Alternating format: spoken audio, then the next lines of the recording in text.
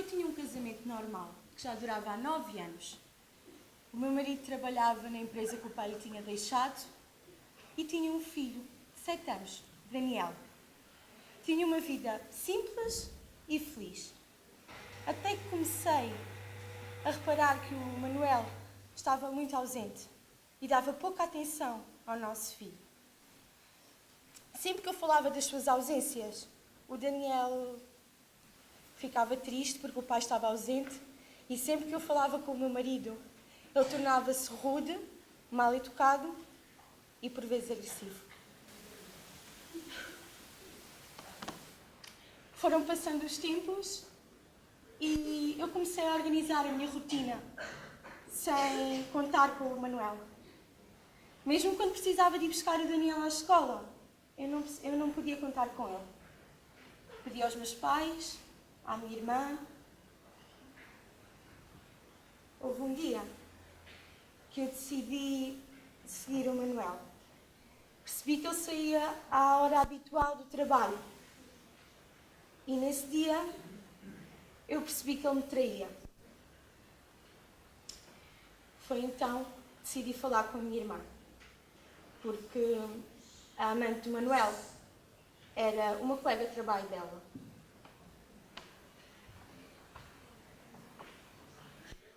Queixava-se frequentemente que, que só me preocupava com os meus filhos e que não lhe dava tanto carinho e atenção como aquelas criaturas que outrora estiveram no meu ventre, perguntando porque é que não poderia ser ele o mais importante.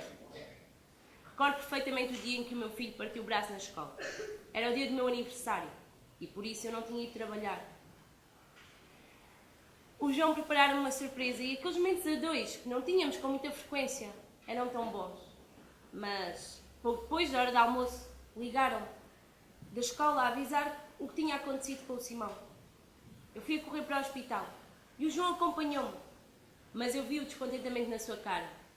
E não era preocupação com o que tinha acontecido com o meu filho. Era a raiva dele por me ter tirado dos seus braços naquele momento.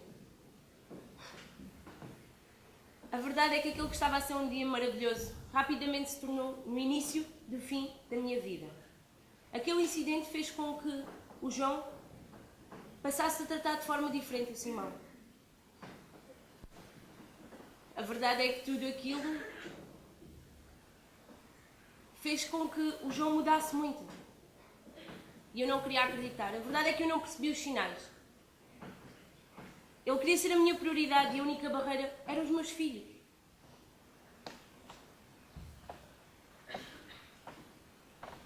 Conheci-o num jantar. Eu nem queria muito ir àquele jantar, estava sobrecarregada de trabalho. Mas a Ana, a minha amiga, convenceu-me. Eu fui. Fui à cozinha buscar um copo de vinho e lá estava ele a preparar as sobremesas. Começámos a conversar e ele despertou algo em mim, sabem? Quando sentes alguma coisa. E no meio daquela conversa toda, nós percebemos que tínhamos muito em comum. No dia a seguir, tinha uma mensagem no Facebook com um convite para um café. Eu aceitei. Ao longo daquela semana, nós encontrámos-nos todos os dias e acabámos por nos beijar. Ele despertou algo em mim que eu não sentia há muito tempo. Eu pensava mesmo que ele era a minha alma gêmea. Com o passar do tempo, pediu-me em namoro, eu aceitei. Eu estava completamente apaixonada. Eu adorava todos os planos que eram com ele. Desde jantares românticos a saída com amigos. E houve um dia, numa dessas saídas, passado 5 meses de namoro, houve um dia que ele bebeu demasiado e ofendeu-me. O que é que eu fiz? Eu ignorei. Pensei, bebeu demais, deixa lá, isto passa. No dia a seguir, como nada tivesse acontecido. Só que nessa mesma semana, ele pediu para ir às minhas redes sociais. Pediu para ir ao Facebook. Eu disse sim, tranquilo. Estávamos na sala e ele pergunta-me, quem é o Francisco? Eu, olha, o Francisco é um amigo meu, está em Londres. Ele deu um pontapé na mesa, atirou-me o computador para o chão e saiu porta fora.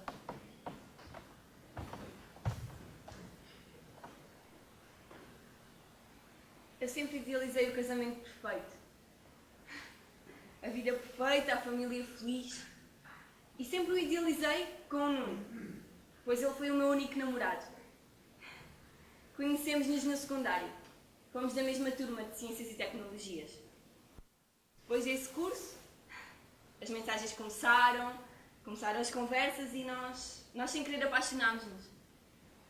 A seguir fomos tirar Biologia para a Universidade de Évora.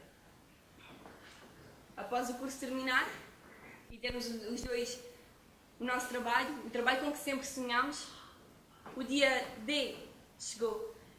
O que é que foi para mim o dia D? O pedido de casamento, é claro. Eu sempre sonhei com isso, com ter uma família sempre feliz e unida, sabem?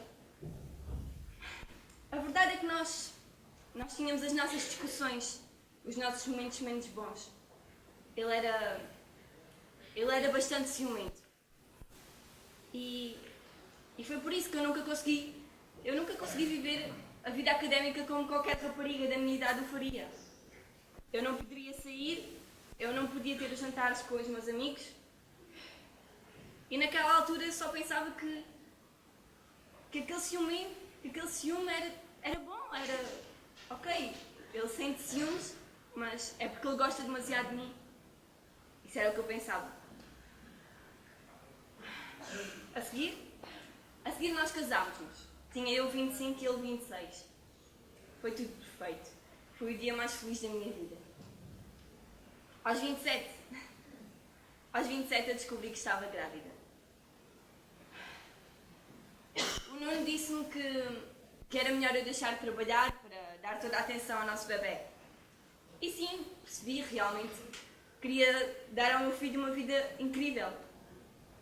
Deixei de trabalhar, aceitei devido a termos condições monetárias suficientes para o fazer. E só voltaria a trabalhar o dia que o meu filho tivesse idade para ir para o infantário. Sabem, pois a Clarinha nasceu. E sabem quando realmente dizem que não existe amor como o dos nossos filhos? É verdade. Não existe algo comparável com o amor que sentimos pelos nossos filhos. Mas o Nuno mudou muito a partir daí. Ele sentia ciúmes até da atenção que eu dava à minha filha. Eu queria voltar a trabalhar. É claro que eu gostava bastante de cuidar da minha filha e viver apenas para ela. Mas eu não estudei para isso. E depois tirar o meu curso. Não é para isso que serve. Quantas pessoas podem fazer realmente aquilo que gostam?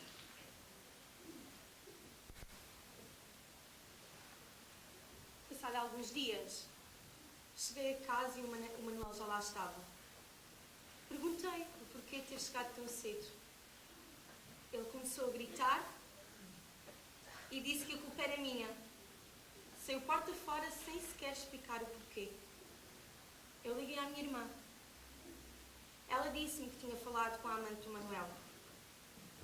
Pedi-lhe também para ir buscar o Daniel a casa, ao infantário. Eu estava em casa, à noite à sua espera. Quando ele chegou, começou a despir-me. O Manuel obrigou-me a ter relações sexuais com ele. Enquanto dizia se era daquilo que eu tinha saudades. No dia seguinte, eu não podia trabalhar. O meu corpo e o meu rosto estavam marcados. Eu tinha muita vergonha. Foi então que eu decidi como é que eu pude deixar as coisas chegarem àquele ponto. Decidi esperar pelo dia seguinte para o Manuel sair para o trabalho e eu arrumei as minhas coisas e as do meu filho e saí. Passado algumas semanas, de muitas chamadas rejeitadas, eu decidi retribuir para combinar com o Manel uma última conversa. Combinámos na nossa casa e quando eu cheguei, começou a discussão. No meio daquela discussão, O Manuel pegou numa faca e perfurou uma barriga.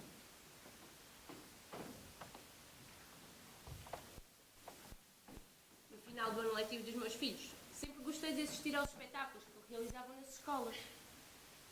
Mas, no terceiro ano do João, do Simão, a professora entregou-lhe a ele o convite para os pais, o qual ele só me entregou na véspera. O que, por casualidade, era exatamente no dia do aniversário da irmã do João. Falei com ele dizendo que não poderia ir acompanhar à festa, e a revolta dele foi tanta que nesse dia até o Simão foi alvo da sua raiva. Mas, dessa vez, eu não podia ficar impune àquilo que estava a presenciar. E pela primeira vez em 4 anos, eu levantei-lhe a voz. Mas percebi o erro que estava a cometer quando ele saiu e bateu com a porta. Quando voltou, já tarde, vinha bêbado. E no meio de gritos e ofensas, deu uma primeira chapada. Eu chorei imenso naquela noite, não queria acreditar. Mas eu aceitei o pedido de desculpas que chegou na manhã seguinte, quando me acordou com o pequeno almoço, porque afinal ele só estava chateado por não o poder acompanhar à festa e ter de avisar a família em cima da hora. Mas infelizmente, aquela foi apenas a primeira de muitas agressões. Já no primeiro ano da Sofia, pouco depois de entrar para o primeiro ano, a professora falou comigo e alertou-me para a sua tristeza frequente. Nesse dia, eu decidi levá-la ao cinema. Conversámos e ela parecia-me feliz, mas disse-me algo que eu nunca mais pude esquecer. Mãe, tu és diferente quando o João não está. Aquela frase fez-me mudar o rumo da minha vida.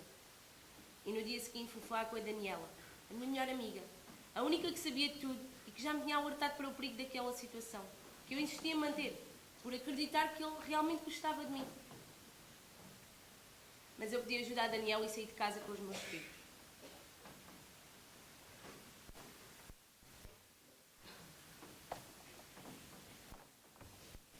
Eu ignorei. Eu ignorava sempre. Ele nem desculpa pedia. Mas eu fingia que nada acontecia.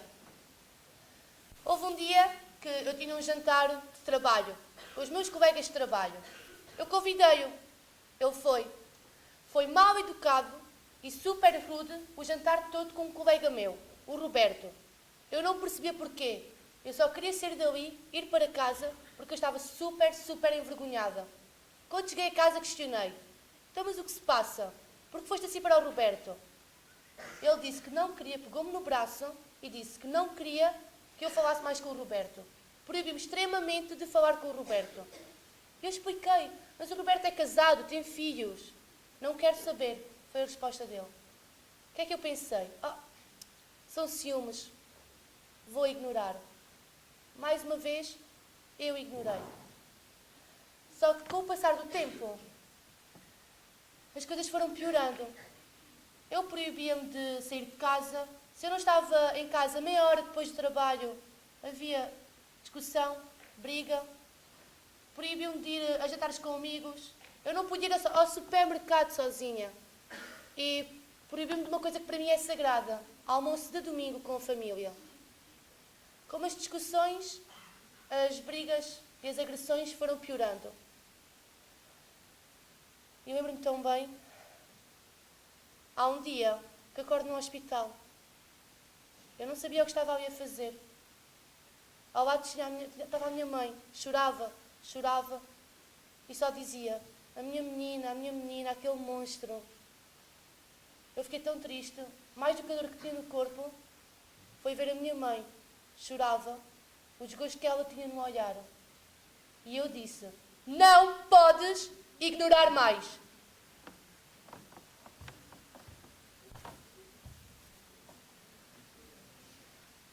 Houve um dia que eu encontrei uma entrevista de trabalho e fui, sem dizer nada ao Nuno, é claro, pois eu também não sabia se era aceite ou não, e eu fui aceite. Aquele era o trabalho dos meus sonhos, tudo como eu tinha idealizado, eu ganhava bem, eu podia ter a minha independência, finalmente. Cheguei a casa e preparei um jantar todo sofisticado. enchi 2 copos de vinho e quando o Nuno chegou, eu lembro-me tão bem, ele perguntou-me o que é que eu estava a fazer.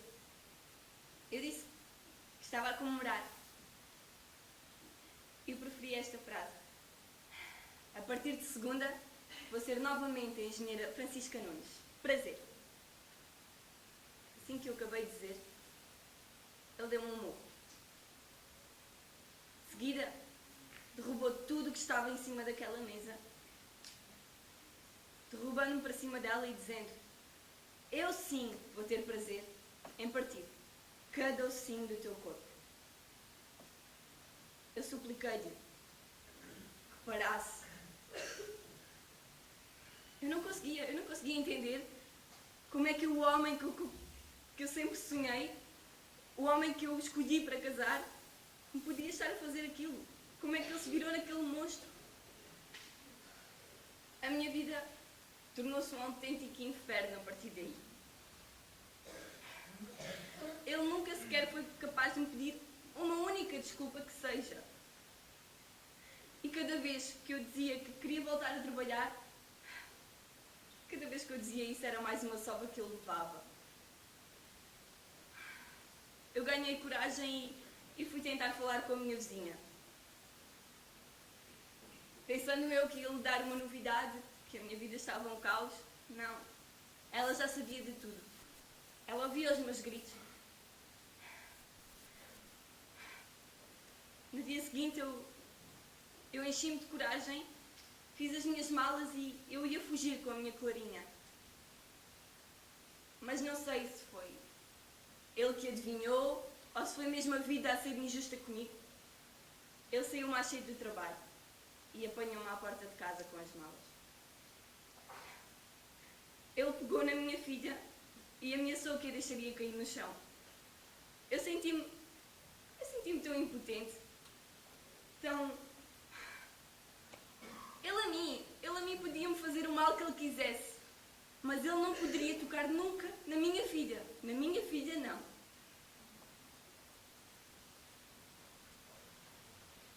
Eu consegui ligar para o hospital. Quando dei por mim, estava na cama do hospital a ouvir o médico dizer: não se preocupe, está tudo bem com o bebê. Eu não queria acreditar. Eu estava novamente grávida daquele monstro. Eu ia ter para sempre uma recordação do pior momento da minha vida. Eu pensei em abortar. Pensei em desistir daquela gravidez. Mas hoje, passados 3 anos, ainda bem que eu não o fiz. Afinal de contas, o Gabriel não tem culpa nenhuma do que me aconteceu.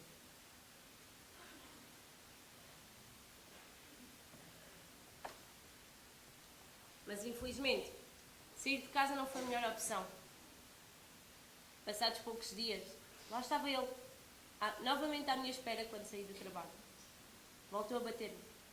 Mas dessa vez eu fiz queixa, pois eu não podia mais estar a aguentar e estar a sofrer por causa de tudo aquilo. Então, eu tive de mudar a minha vida, as minhas rotinas, mas para a minha segurança, eu tinha que manter o homem que amava longe de mim. E tudo estava a correr bem. Durante algumas semanas, até ao dia em que fui buscar ao Simão à escola. E ele não estava. Disseram que já tinha saído.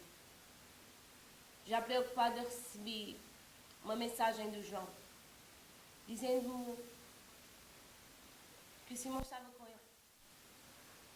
Eu não queria acreditar. A Daniela pediu-me para não ir. Disse-me para chamar a polícia. Mas não. Eu fui buscar o meu filho e nunca mais voltei.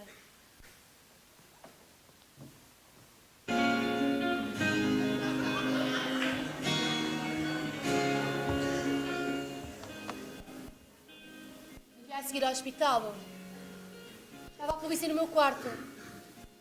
Eu fiquei cheia de medo. Olhei para a minha mãe e percebi que tinha sido a minha mãe a fazer queixa.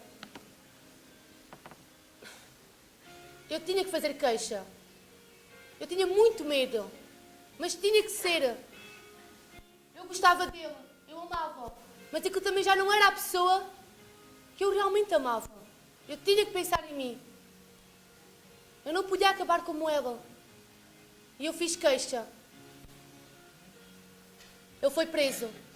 Está preso há alguns anos. Mas ainda hoje eu tenho pesadelos do que passei naquela casa. Naquela casa que eu nunca mais consegui entrar.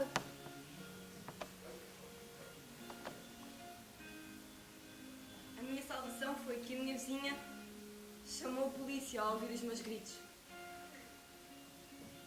Mas... E depois da polícia abalar? Foi terrível, foi horrível. Eu não me conseguia mexer da cama. Não pela dor física, mas pela dor emocional. Era uma mágoa tão grande. A Clarinha um dia adoeceu e eu tive que ir à farmácia do bairro apanhar comprimidos. Quando ele soube, ele bateu-me muito. A mim e à Clarinha. Ele empurrou-a contra a parede e ela bateu com a cabeça. Eu senti-me inútil quando a vi ali, sem reação. Ela não se mexia. Ele matou a minha filha.